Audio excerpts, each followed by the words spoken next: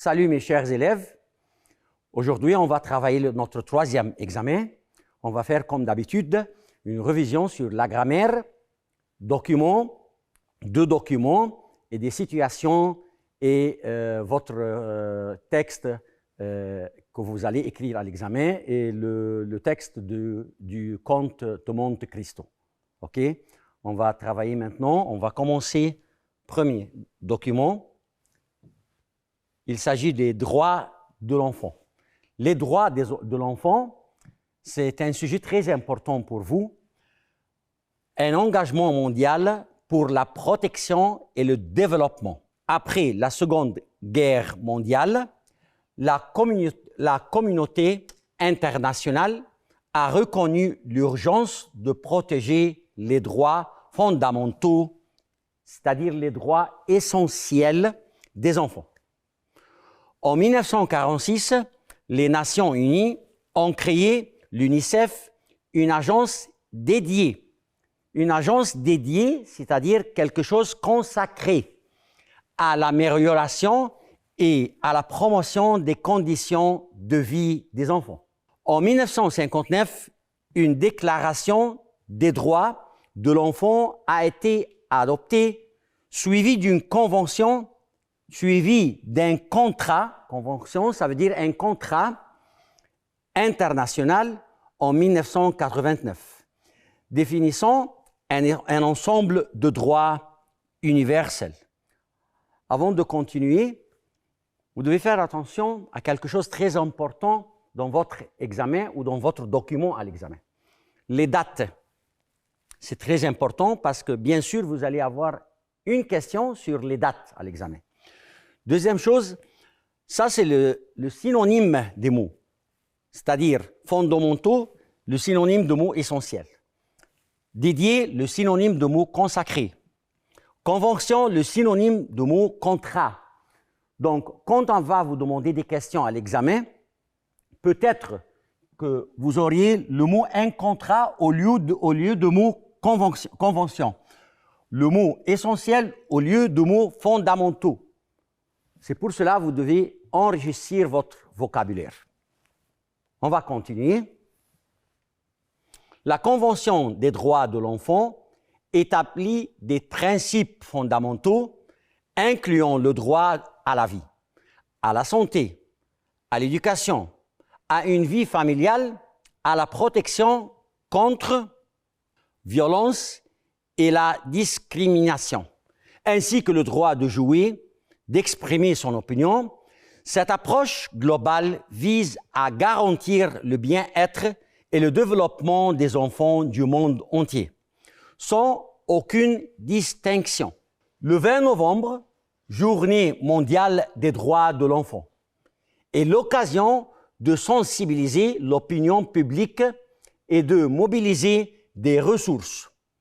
L'objectif est de promouvoir par le dialogue et l'action la création d'un monde meilleur pour tous les enfants, indépendamment de leur origine, de leur sexe, de leur religion ou de leur situation sociale. L'UNICEF, présent dans 190 pays et territoires, collabore étroitement avec le ministère de l'Éducation nationale pour promouvoir ces droits. Un site web ludo-éducatif, myunicef.fr, permet aux jeunes de 6 à 26 ans de s'engager bénévolement dans les projets encourageant une citoyenneté active et participative. Avant de commencer les questions, c'est mieux de lire le document à l'examen plusieurs fois, c'est-à-dire de lire le document 1 ou 2 ou 3 fois, et de préciser dans le document des points essentiels, c'est-à-dire quel est le thème général du document, les dates qui se trouvent dans le document, les mots que vous avez étudiés, des synonymes pour ces mots, parce que peut-être quand on vous demande des questions, on met le synonyme des mots. C'est pour cela que je vous conseille de lire le document plusieurs fois à l'examen avant de répondre aux questions. On va commencer maintenant, comme d'habitude, choisir la bonne réponse, le thème principal du texte. Ça, c'est comme d'habitude. Si vous avez suivi les 2 ou les 3 examens qu'on a déjà fait, chaque document, on commence par le thème général du document. Donc, le thème principal du texte est la création de l'UNICEF, les droits fondamentaux des enfants, la journée mondiale des droits de l'enfant, la collaboration entre l'UNICEF et le ministère de l'Éducation nationale. Donc, j'ai lu les 4 choix. Et ça, ce que vous devez faire à l'examen. Vous devez lire la question et après, vous devez lire les 4 choix. Ensuite, vous allez choisir la réponse correcte. Bien sûr, ce n'est pas la création de l'UNICEF, le thème général. Bien sûr, ce n'est pas la collaboration entre l'UNICEF et le ministère de l'Éducation nationale. Et ce n'est pas la journée mondiale des droits des enfants, mais le thème principal, c'est les droits fondamentaux des enfants. Si on retourne une autre fois pour le document, vous allez trouver quelque chose de très important, que le titre du document parle des droits des enfants. Donc, ça, c'est le thème général du document, ou de ce document. Deuxième question, l'année de la création de l'UNICEF correspond à 1989, 1946, 1959, 1954. C'est pour cela, je vous ai déjà dit, vous devez lire bien le document et vous devez faire attention à toutes les dates qui se trouvent dans votre document. L'année de la création de l'UNICEF correspondant à... On va retourner au document une autre fois et vous devez chercher avec moi où se trouve la date, l'amélioration et la promotion des conditions de vie des enfants. En 1959, une déclaration des droits de l'enfant a été adoptée, suivie d'une convention, d'un contrat international en 1989. Si on retourne une autre fois pour notre question, l'année de la création de l'UNICEF correspondant à, il y a ici un piège. Je vous dis 1989, 1959, 1954, tous les nombres font un confondement pour l'élève. Donc vous devez bien lire le document. Vous trouvez que la réponse correcte, c'est 1946. Choisis la bonne réponse. Question numéro 3. La Convention des droits de l'enfant aborde principalement, uniquement, les droits à l'éducation, uniquement, c'est-à-dire seulement les droits de l'éducation, le droit à l'éducation, ou bien, numéro B, les droits à la vie, à la santé, à la protection et au développement. Numéro C, seulement le droit de jouer. Numéro D, les droits des enfants d'un seul continent. يعني premier choix بيقول لك فقط لا غير les droits de l'éducation. حقوق ان انت تتعلم. ونمرو سي seulement le droit de jouer ان الطفل ده يلعب. ونمرو دي les droits des enfants d'un seul continent في قاره واحده فقط لا غير. احنا بنتكلم على العالم كله mondial. Ou bien sûr, c'est pas un seul droit, c'est plusieurs droits. Le droit à la vie, à la santé, à la protection et au développement. Question numéro 4. Le 20 novembre est une journée destinée à célébrer seulement l'anniversaire de l'UNICEF, sensibiliser et mobiliser des ressources pour les droits des enfants, organiser des compétitions sportives, distribuer des prix dans les écoles. Donc, c'est la réponse numéro B, sensibiliser et mobiliser des ressources pour les droits des enfants. Cinquième question. Le site myunicef.fr vise à interdire le travail des enfants, proposer des jeux en ligne, encourager l'engagement bénévole des jeunes ou remplacer l'éducation traditionnelle. Donc, c'est la réponse numéro C. Encourager l'engagement bénévole des jeunes. Sixième question. La Convention des droits de l'enfant insiste particulièrement sur la discrimination entre les enfants, l'égalité et la non-discrimination, la limitation des droits, le contrôle strict des enfants. Donc, bien sûr, c'est l'égalité et la non-discrimination. Ça, c'est les 6 questions sur notre premier document. Septième question. Après qu'on a terminé les 6 questions sur le document, on va maintenant faire 4 questions. On peut dire 4 points. Ce n'est pas 4 points exactement. On ne sait pas exactement la répartition des notes à l'examen, mais c'est 4 points ou 4 questions sur la différence entre le synonyme et l'antonyme. Si vous avez bien étudié votre vocabulaire dans votre livre scolaire, vous allez répondre tout facilement sur ces 4 questions, 7, 8, 9, 10. Les 2 premières questions, il s'agit de synonymes de quelques mots. Le synonyme de mot mobilisé. Le synonyme de mot mobilisé. Synonyme, c'est-à-dire 2 mots qui ont le même sens. 2 mots qui ont le même sens. Mais l'antonyme, c'est 2 mots différents. Okay? Le synonyme de mobiliser, donc on doit chercher dans ces 4 choix un mot qui correspond au mot mobiliser. C'est immobiliser. Bien sûr, immobiliser, c'est le contraire. Parce que vous devez savoir qu'il y a plusieurs mots en français que le contraire commence par im. Possible, impossible, par exemple. Donc, ce n'est pas immobiliser. Rassembler, bloquer, c'est facile, bloc. Disperser. Donc, bien sûr, c'est rassembler. Rassembler, c'est mobiliser. Deuxième question, synonyme aussi du mot promouvoir. Et promouvoir, c'est freiner, décourager, ralentir, défendre. Défendre, l'idée fait un حاجة. Défendre, c'est promouvoir. Et c'est un conseil pour vous. Vous devez savoir que freiner et ralentir, freiner, quand tu conduis une voiture, tu freines s'il y a le feu rouge, par exemple. Ralentir, c'est-à-dire tu diminues ta vitesse. Quand tu conduis une voiture, tu ralentis pour ne pas faire un accident. Et ralentir, c'est le contraire du mot accélérer. Vous devez savoir quelques mots, vous devez enrichir votre vocabulaire à l'examen.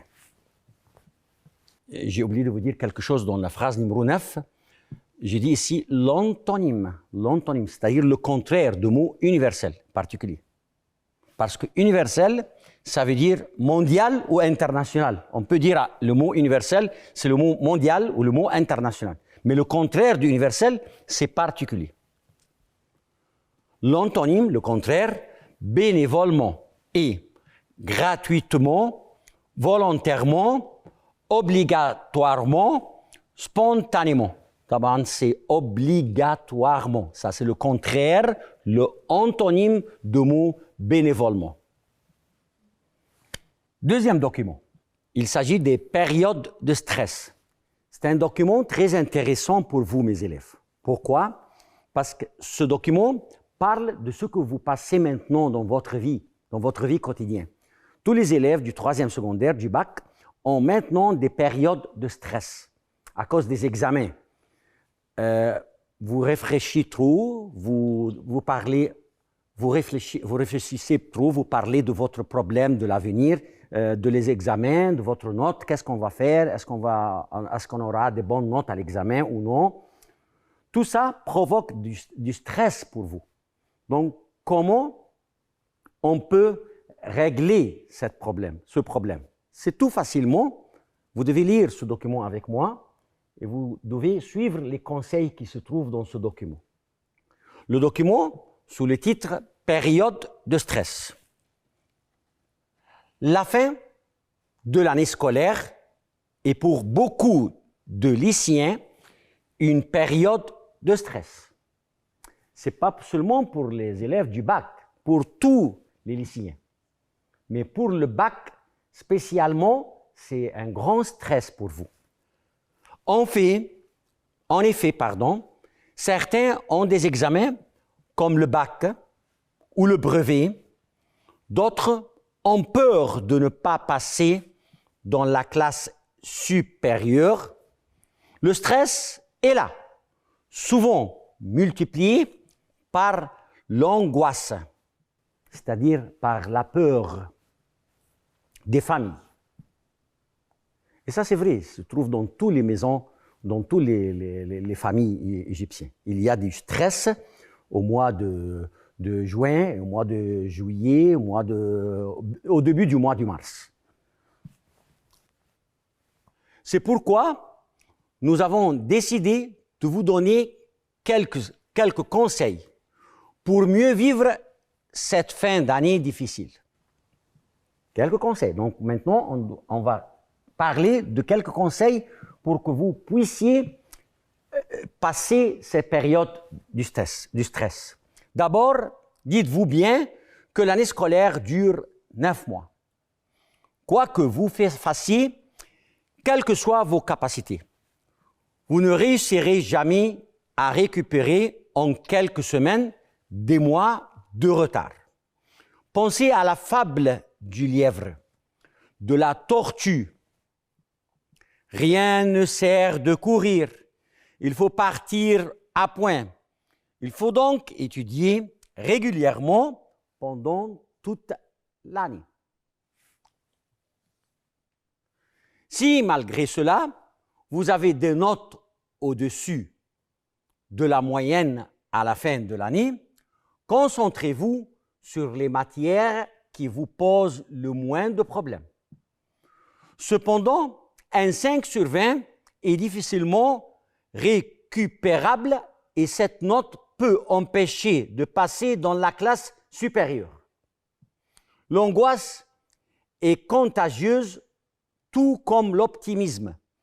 Tournez-vous donc vers des copains positifs qui vous aideront à y croire et à faire le nécessaire pour y arriver, pour arriver à votre but. Ensuite, prenez l'air, aérez-vous l'esprit, puisque le temps de concentration de chacun est limité. Il est inutile de passer des journées entières le nez dans les bouquins. Faites des pauses, fermez vos livres et sortez.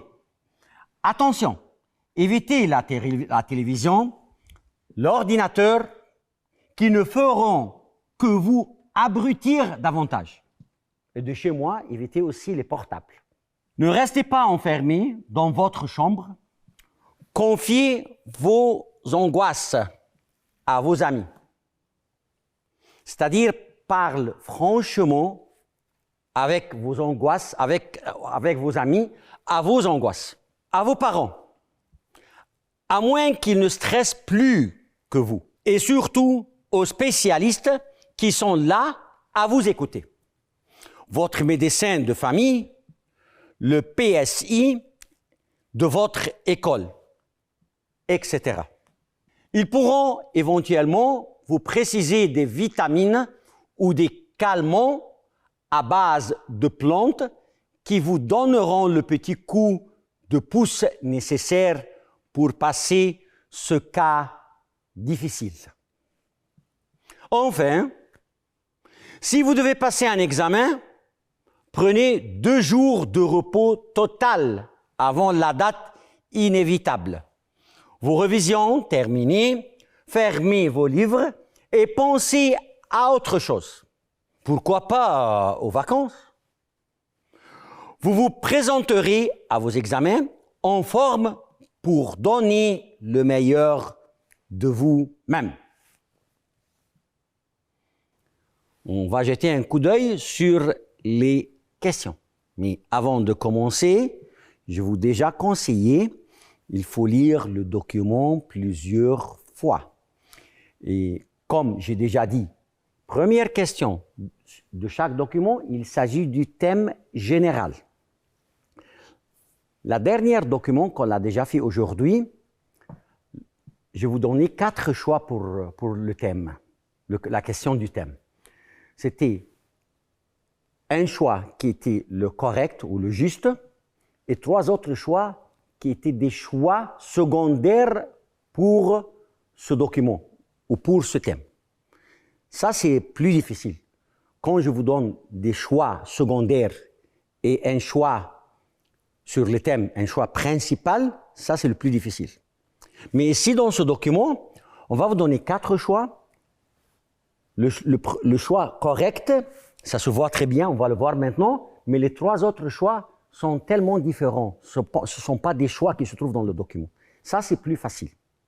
Venez jeter un coup d'œil. Le sujet principal abordé dans ce sujet est le sujet principal, le thème principal, tout ça sont la même question. Des conseils pour passer un bouton. Ce n'est pas juste du tout. Des difficultés des examens au lycée. Ce n'est pas juste aussi du tout. Il ne parle pas ici des difficultés des examens. Des conseils pour bien s'amuser. Ce n'est pas Bordeaux, des conseils pour bien s'amuser.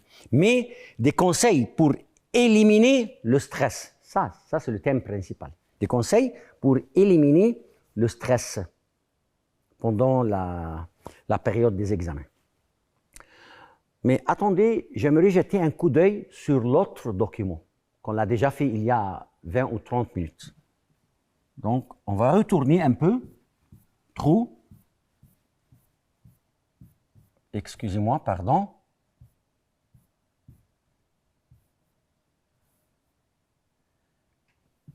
C'est ça, les questions numéro 4, 3, et voilà. Choisissez la bonne réponse. Ça, c'est la première question de l'autre document. Le thème principal du texte est, yani, réfléchis bien avec moi, hein? Le document, il s'agit des droits des enfants, hein? N'oubliez pas.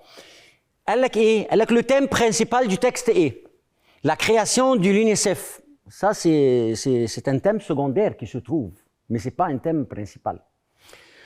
La journée mondiale des droits de l'enfant. Ça aussi, c'est une idée secondaire que je trouve. Une idée secondaire que je trouve dans le document. La collaboration entre l'UNICEF et le ministère de l'Éducation nationale. Ça aussi, c'est une idée secondaire. Mais ce n'est pas l'idée principale. Ce n'est pas le thème principal. Le thème principal, c'est les droits fondamentaux des enfants. Cette question, c'est plus difficile.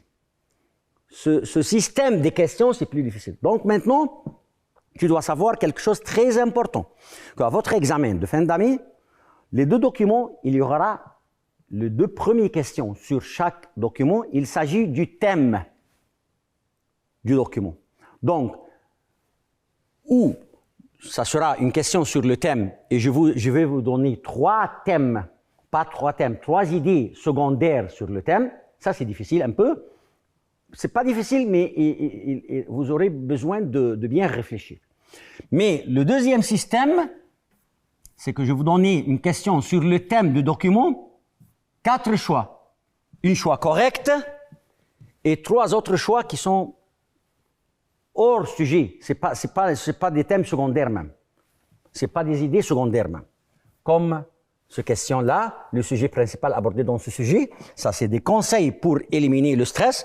Bien sûr, ce n'est pas des conseils pour passer beau temps, difficultés des examens au lycée, des conseils pour bien s'amuser. Ce que j'aimerais vous dire, c'est, je vous donne des conseils sur le système des questions à l'examen, à votre examen. Question numéro 12, deuxième question pour le deuxième document, est essentielle pour avoir de bons résultats. La régularité du travail, l'absence des lycéens, l'absence des lycéens est essentielle pour avoir de bons résultats, du tout. La distraction au travail, l'angoisse au travail, bien sûr, c'est la régularité du travail, régularité. Il faut tourner vers des copains positifs pour passer un bouton vous encourager et vous aider, sortir en plein air avec amis, bien vous amuser.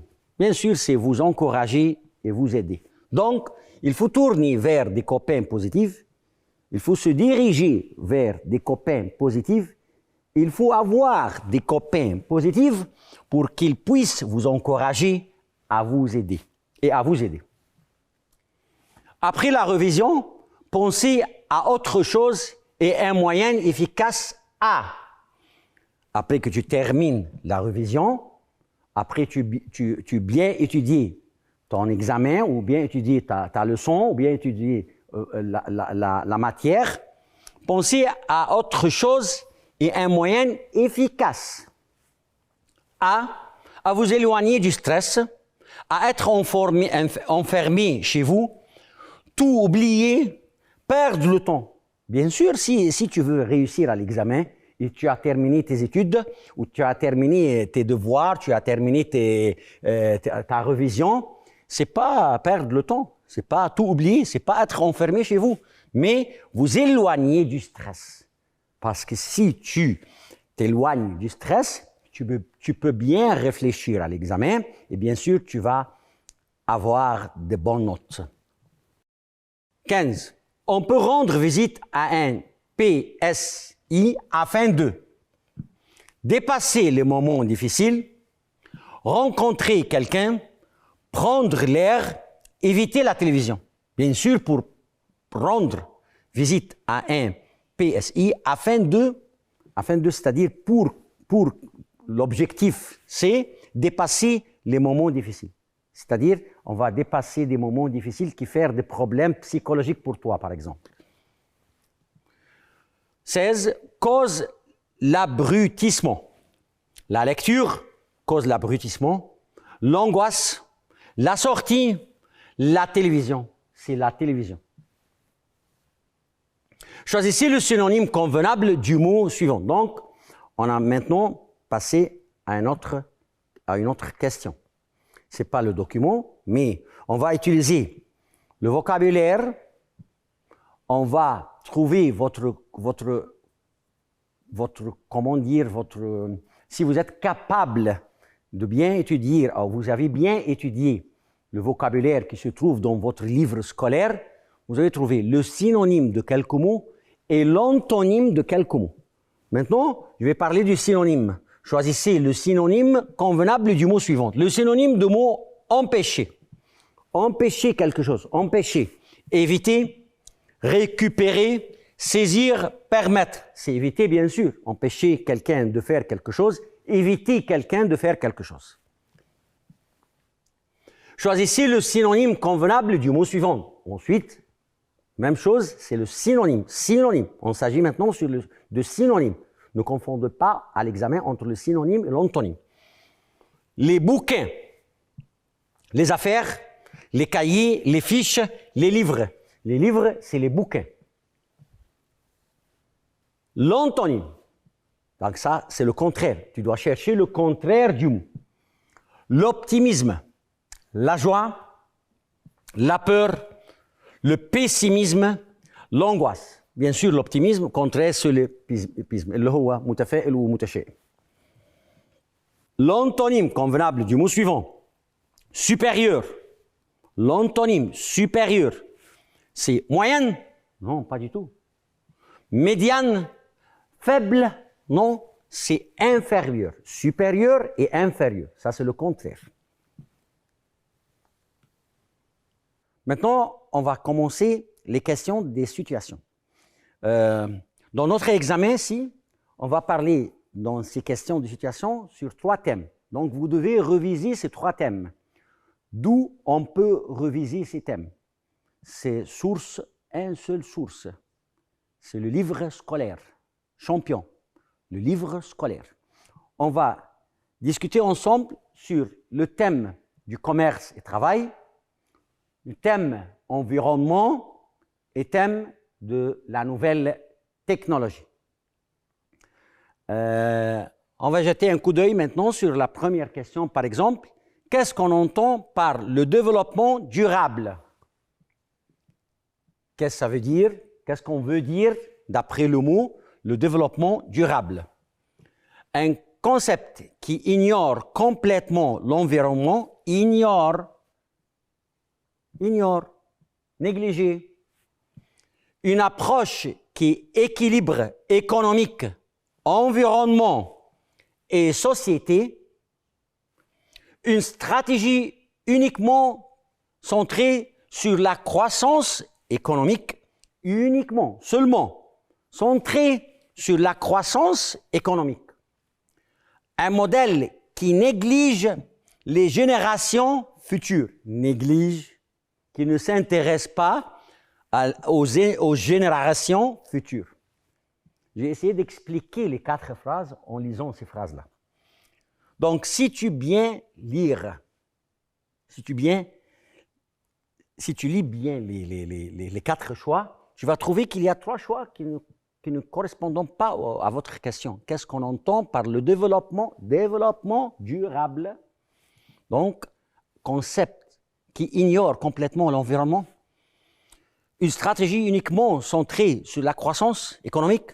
Un modèle qui néglige les générations futures, bien sûr, sinon, c'est la réponse numéro B. Une approche qui équilibre économique, environnement et société.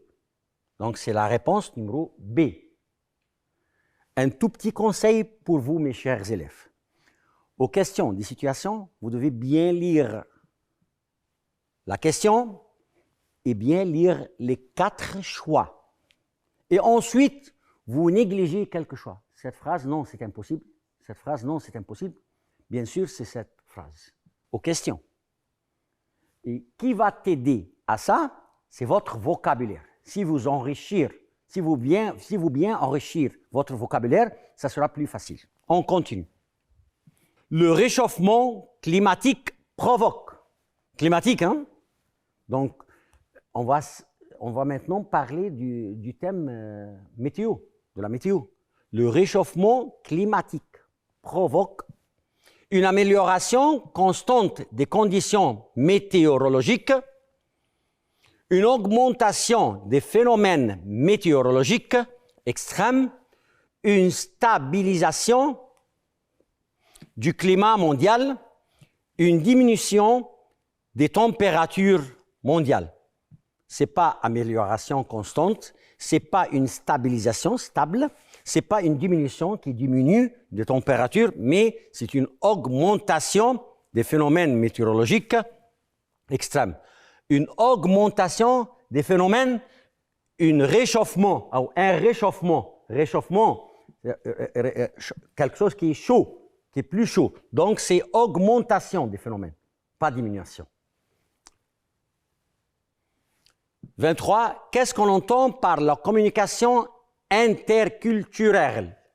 Qu'est-ce qu'on entend par la communication interculturelle? Communication, communiquer avec quelqu'un, interculturel. Un échange uniquement entre personnes et la même culture, donc c'est pas un échangement de culture. Une communication qui ignore les différences culturelles, un dialogue entre différentes cultures qui respectent leurs particularités, dialogue entre deux cultures différentes, 3 cultures différentes, et on va faire un dialogue entre eux, une communication uniquement diplomatique entre 2 pays. Diplomatique, non, ce n'est pas diplomatique, il ne s'agit pas de quelque chose de diplomatique. Donc, c'est un dialogue entre 2 différentes cultures qui respectent leurs particularités. 24. Le numérique transforme l'éducation en... Donc, quand on s'agit du numérique, c'est-à-dire on parle de la nouvelle technologie, rendant l'apprentissage totalement obsolète, c'est-à-dire démodé, qui n'est pas à la mode maintenant, proposant de nouveaux outils et méthodes pédagogiques ou supprimant complètement les enseignants. Ya lahoui, des musiba. Supprimons complètement les enseignants. Limitons l'accès à l'information. Donc, c'est proposons de nouvelles outils et méthodes pédagogiques. On va utiliser des nouvelles méthodes à travers des nouvelles outils pour améliorer la pédagogique, quelque chose de pédagogique. L'enseignement, par exemple, ou l'éducation. 25. Le but de l'intelligence artificielle est de intelligence artificielle, AI en anglais, et de remplacer totalement l'intelligence humaine, c'est-à-dire le AI, comme vous dites en anglais, AI, il va remplacer totalement l'intelligence humaine? Non, c'est impossible. Hein. Intégrer l'homme dans diverses tâches? Oui, ça peut être. Prendre des décisions émotionnelles complexes? Non, ce n'est pas complexe. Exciter son intervention humaine, donc c'est intégrer l'homme dans diverses tâches. Le télétravail permet de travailler uniquement depuis son lit. Une flexibilité dans l'organisation du travail. Faites attention au mot uniquement, c'est-à-dire seul. Travailler seulement depuis son lit. De ne jamais rencontrer ses collègues. C'est-à-dire, il ne doit pas rencontrer ses collègues. Bien sûr, c'est non. De travailler sans aucune contrainte. Donc, bien sûr, c'est la réponse numéro B. De flexibilité, rendre plus flexible, plus facile, plus simple, dans l'organisation du travail. L'économie circulaire vise à produire sans se soucier de l'environnement, privilégier et favoriser les jetables, augmenter la consommation, réduire, diminuer, réutiliser, utiliser une autre fois, et recycler, recycle en anglais comme vous dites aussi, les ressources. Bien sûr, c'est la réponse juste. Réduire, réutiliser, utiliser une autre fois, et recycler les ressources. Ça, c'est l'économie circulaire.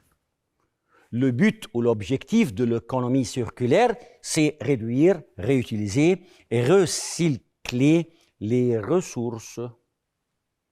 28e question.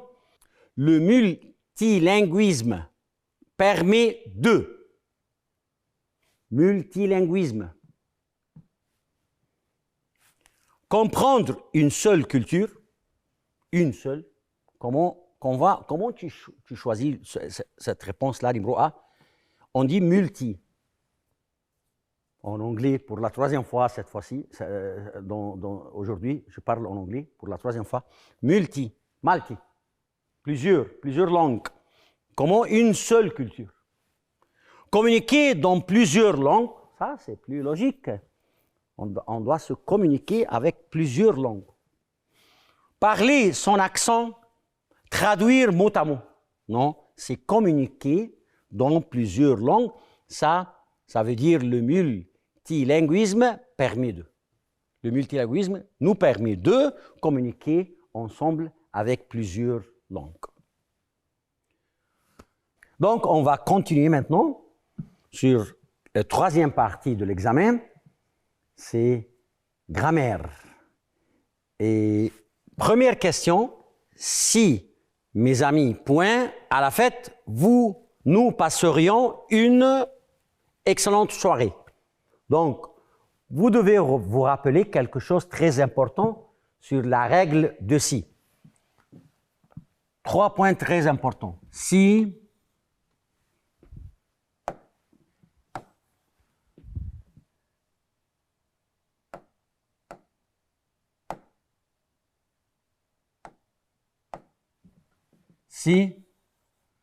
plus présent plus présent. Si plus présent plus impératif. Si plus présent plus futur simple. Si plus imparfait plus conditionnel présent.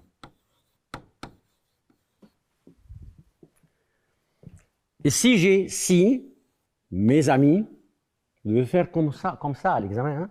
Vous devez faire comme ça. Cercle, si, ligne, mes amis, ça veut dire il avec S. Venir à la fête, nous passerions. Nous passerions, ça c'est conditionnel, présent. Donc, tu as si, tu as verbe à l'infinitif, tu as conditionnel présent, donc tu dois compléter avec l'imparfait. Si mes amis, il est avec S, venir à l'infinitif, verbe venir à l'infinitif, on doit le conjuguer à l'imparfait, puisque j'ai ici conditionnel présent. Verbe venir à l'imparfait, c'est venez.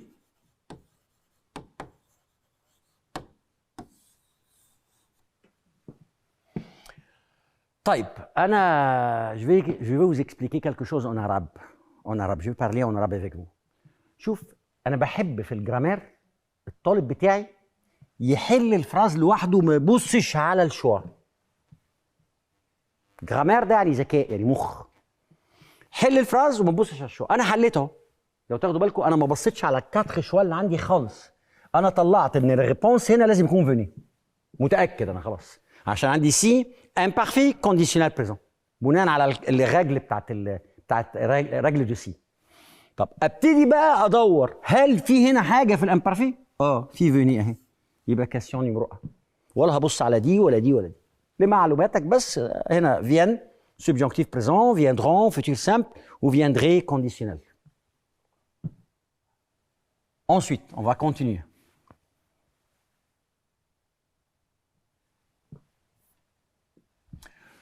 J'espère que tu réussir tes examens cette année. طيب. J'espère que tu réussiras à l'infinitif. Je vais essayer de trouver la réponse sans regarder les choix. D'accord? Donc, on va réfléchir ensemble. J'espère que tu as déjà étudié dans votre livre Champion cette règle-là. Qu'est-ce qu'on dit dans cette règle? Les verbes de souhait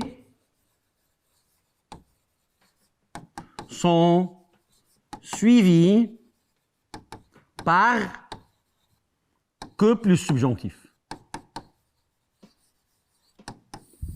C'est très important. Donc, tu vas me dire maintenant que j'espère que, c'est un verbe de souhait, que tu, donc, réussir va être au subjonctif. Non, faux. Pourquoi? Parce que les verbes de souhait sont suivis par que, sauf, espérer que. Espérer que. Espérer que, plus présent ou futur simple.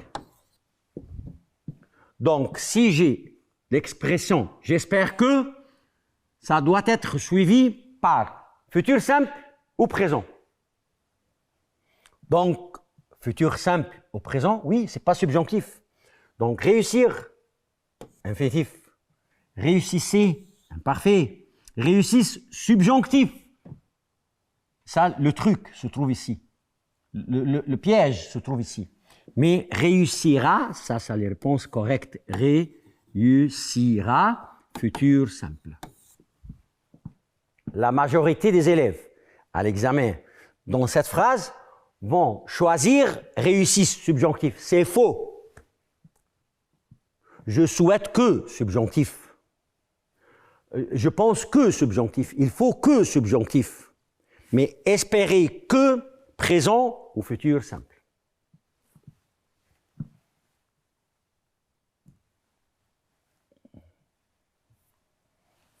31, transformer à la voix passive. Les scientifiques découvrent de nouvelles planètes. Les scientifiques découvrent de nouvelles planètes. Donc, يلا نفكر نشوف هنعمل. Les scientifiques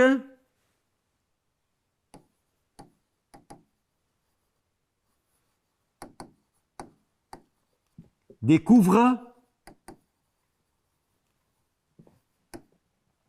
de nouvelles planètes. On veut transformer cette phrase à la voix passive. Donc, les scientifiques, ça c'est le sujet. De nouvelles planètes, ça c'est le complément. Pour qu'on transforme une phrase du voix active à la voix passive, donc on fait comme ça. Le sujet devient complément et le complément devient sujet. C'est-à-dire, je vais commencer la phrase par deux nouvelles planètes.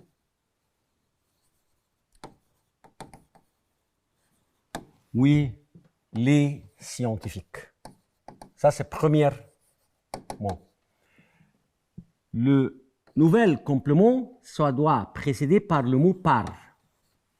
Et ici se trouve notre problème principal.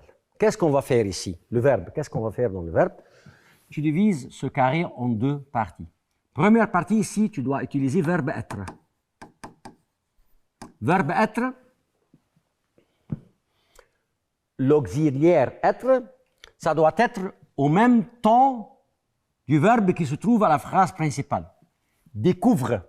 Découvre, c'est au présent. Donc ici, on doit utiliser verbe être au présent.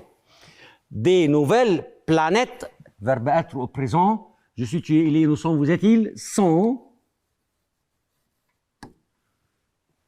Et deuxième partie, ici, on va utiliser le participe passé du verbe principal de la phrase. Verbe découvre, c'est le verbe découvrir à l'infinitif.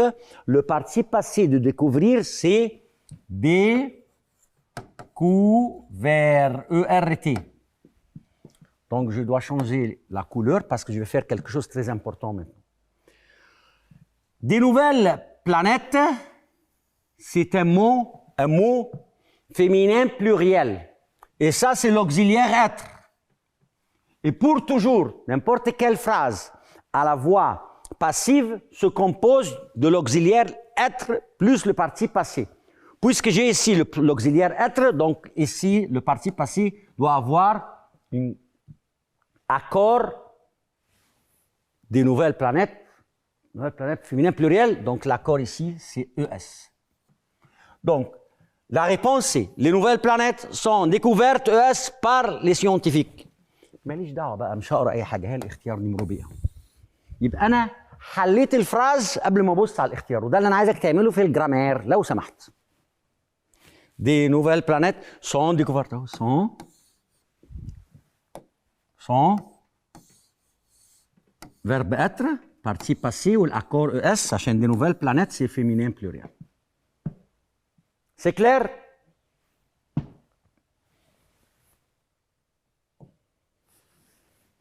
Choisissez la bonne réponse. Demain, il a promis qu'il... c'est une phrase très simple pour tous les élèves. Demain, c'est futur simple. Et, il a promis qu'il viendra. Futur simple. Verbe venir au futur simple.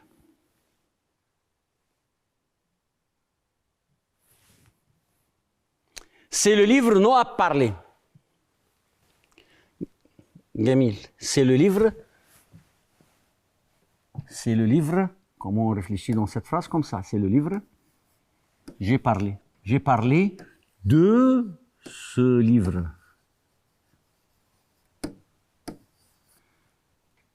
أنا شلت كلمة de ce livre عشان أحط pronom relatif. De ce livre dit COD précédé par deux. Ou COD, il est précédé par deux, on le remplace par dont. C'est le livre dont j'ai parlé. Merci. Il y a ici un choix dont? Oui, c'est le choix numéro B. Dont j'ai parlé. Un tout petit conseil qui concerne le pronom relatif. Quand tu utilises le pronom relatif qui, ça doit être suivi par verbe. Quand tu utilises le pronom relatif où, ça doit être suivi par sujet plus verbe et précédé par un lieu. Place, endroit. Quand tu utilises le pronom relatif que, suivi par sujet plus verbe. Et précédé par quoi? Par n'importe quoi, mais pas par un lieu. Ce sont des conseils, vous devez faire attention à ces conseils-là. Ils facilitent pour vous la réponse.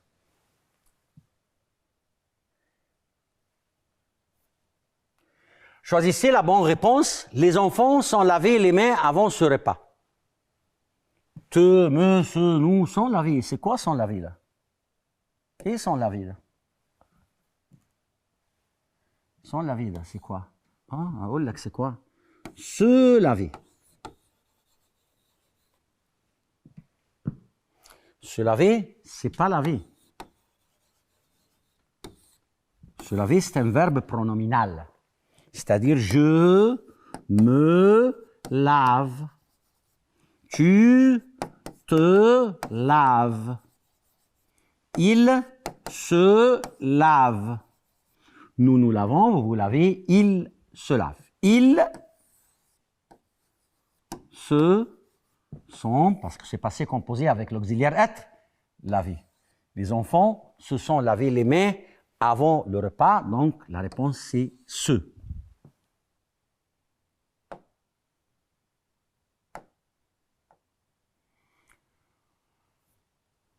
« 35. La personne je parlais m'a donné de bons conseils. » La personne à qui je parlais m'a donné de bons conseils. Donc la réponse c'est à qui. À qui. 36. Tu peux prendre ce gâteau ou celui-là. Tu peux prendre ce gâteau. Ce gâteau, c'est un mot masculin ou celui-là. 37. De ce livre veux-tu emprunter? De ces livres veux-tu emprunter? Testaïr. Lequel de ces livres veux-tu emprunter? Lequel? Je voudrais où, s'il vous plaît? Je voudrais où? Taban, l'eau précédé par article partitif de l'eau. Bardo, un tout petit conseil pour vous. Le mot eau, c'est un mot féminin. C'est-à-dire de l'eau, froid, de.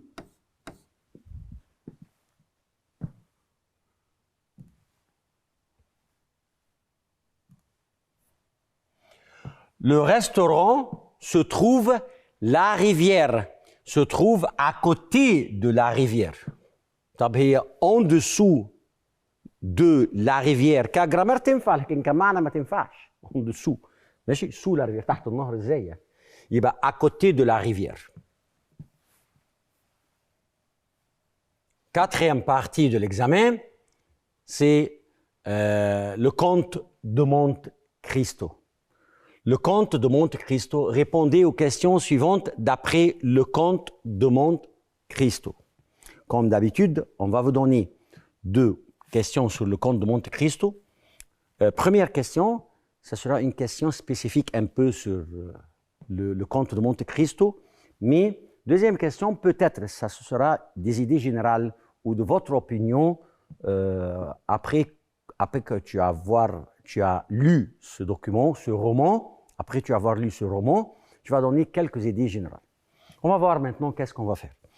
Tout à coup, le soir, vers 9 heures, le jeune homme entend un bruit sourd qui vient du mur contre lequel il est couché. Le mur contre il est couché, il a entendu un bruit sourd. Qui est ce jeune homme? Où était-il? Question très simple, question très facile.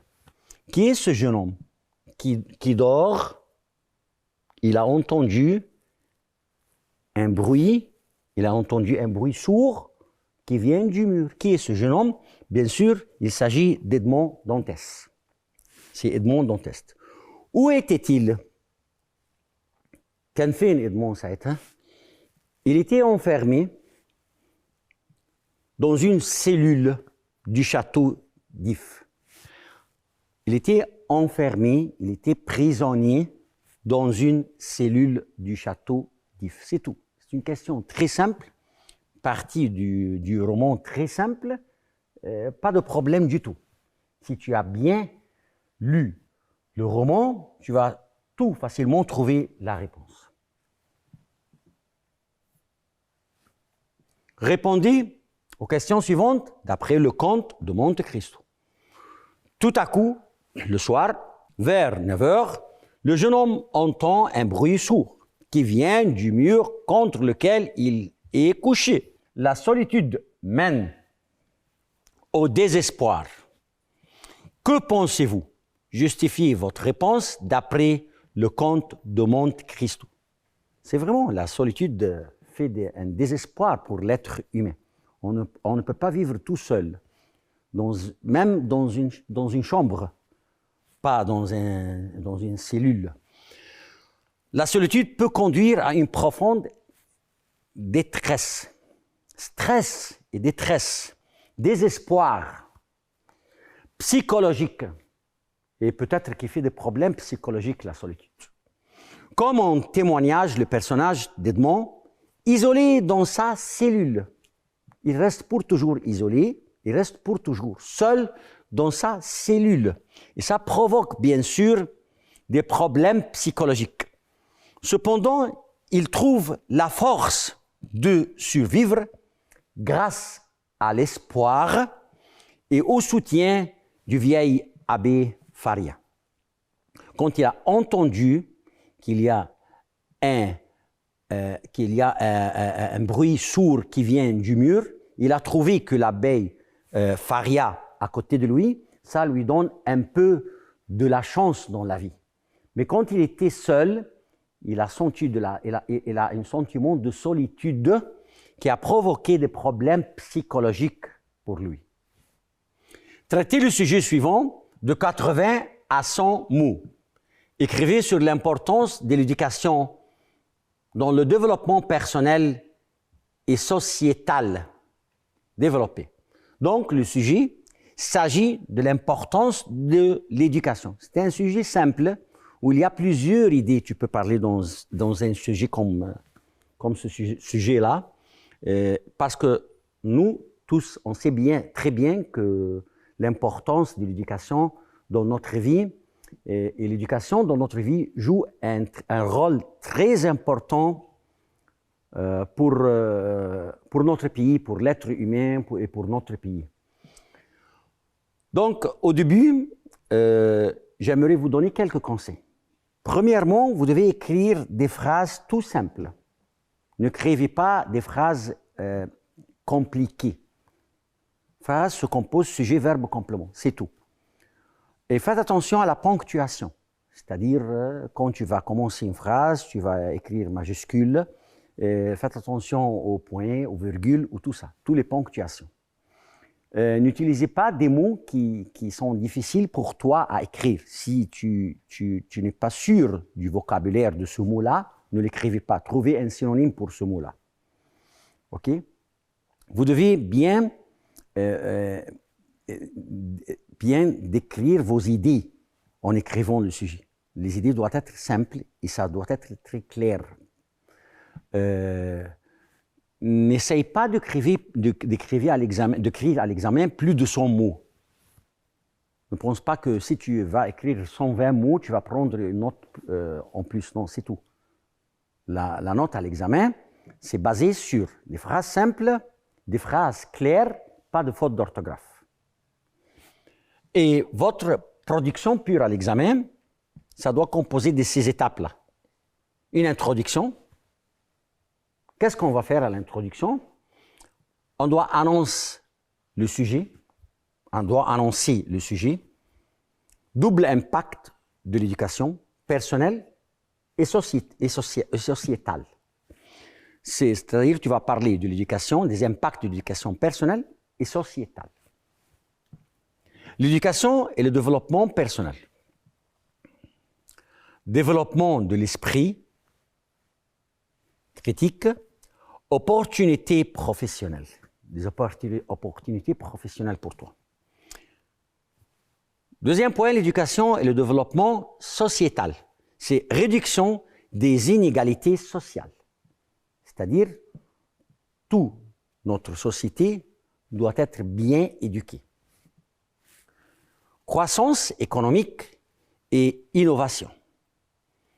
Après l'introduction et les deux points qu'on a déjà enrichis, tu vas terminer par une conclusion. Conclusion pour le sujet que tu as écrit, les synthèses des bienfaits de l'éducation. Qu'est-ce que l'éducation va faire dans votre vie? Quels sont les points positifs que tu vas profiter de l'éducation pour toi, pour tes enfants à l'avenir? Importance d'investir dans l'éducation pour l'avenir.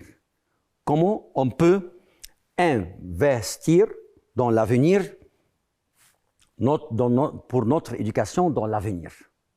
Si tu es bien étudié, si tu es bien éduqué, si tu étais bien éduqué, bien sûr, tu vas gagner votre avenir. Et tu dois choisir dans l'éducation le domaine qui s'intéresse à toi, le domaine que tu l'aimes, le domaine où tu peux bien travailler, bien gagner, ou bien, au lieu de dire gagner, on peut dire bien réussir dans ce domaine-là. Comme ça, tu vas gagner ta vie dans l'avenir. Ça, c'est tout.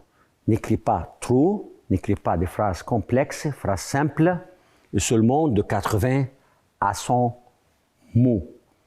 C'est un conseil pour vous, vous devez faire des exemples pour ces sujets-là. Tu dois écrire 80 ou 100 mots et faire une correction, tu lis une autre fois, ces 80 ou 100 mots, c'est à peu près 10 lignes à peu près, 7 ou 8 lignes, et tu vas faire une révision pour ce que tu as écrit, et tu vas essayer de trouver les fautes et les fautes d'orthographe pour éviter ça à l'examen de la fin d'année. Pour qu'un élève puisse écrire bien à l'examen, il doit lire beaucoup. Il doit lire bien et beaucoup.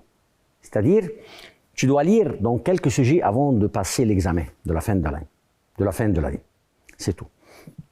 Donc, à la fin, je vous remercie pour votre intention et pour votre attention. Et à la prochaine, on aura 2 autres examens à faire, examen numéro 4 et numéro 5.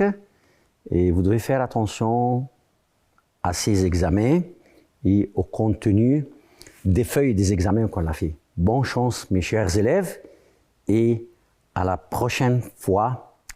Au revoir avec tous mes meilleurs sentiments pour vous et mes meilleurs vœux. Au revoir.